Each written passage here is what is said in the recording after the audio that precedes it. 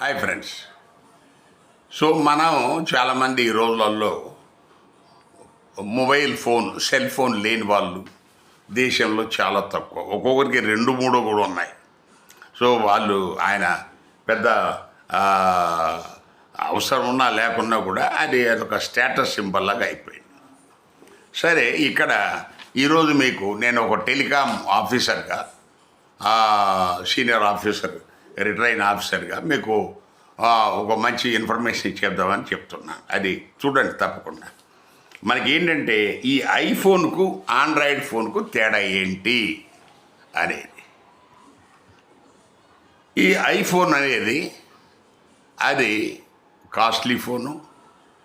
తర్వాత Apple company వాళ్ళు తయారు చేస్తారు. దాని తర్వాత అందులో హార్డ్వేర్ సాఫ్ట్వేర్ కూడా యాపిల్ వాళ్ళది. సో దాంట్లో చాలా ప్రత్యేకతలు ఉన్నాయి.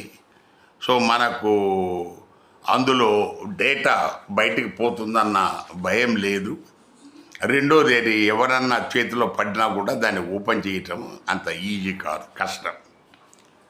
బట్ రేటు చాలా పెద్ద రేటు ఉంటుంది. సో కానీ ఆండ్రాయిడ్ ఏంటి?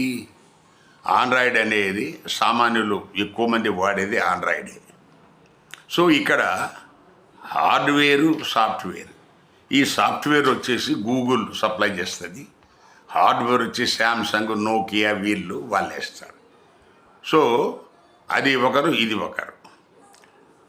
దాని తర్వాత ఇక్కడ మనకేంటంటే ఈ చిప్స్, అక్కడ చిప్పులు ఉంటాయి కదా.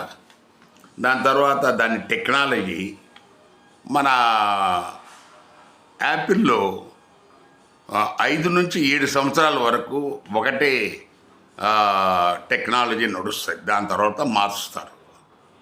కానీ ఇదైతే 3-4 ఏళ్ళకు ఒకసారి ఆండ్రాయిడ్ మారుస్తూ ఉంటారు.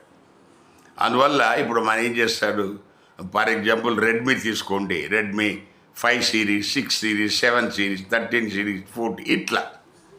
సో ఇది ఈ రెండింటికి ఉన్న తేడా. బట్ ఒకటైతే ఉంది, మీరు సెక్యూరిటీ పాయింట్ ఆఫ్ వ్యూలో మనకు చాలా విలువగల సమాచారం, కోట్లల్లో మనకు పెద్ద పెద్ద కంపెనీలు నడిపే వాళ్ళు జనరల్గా ఐఫోన్కి వెళ్తారు. సో అవి సేఫ్గా ఉంటాయి. ఇది మన ఈ 2 ఫోన్లకు ఉన్న మధ్య వ్యత్యాసం. Thank you.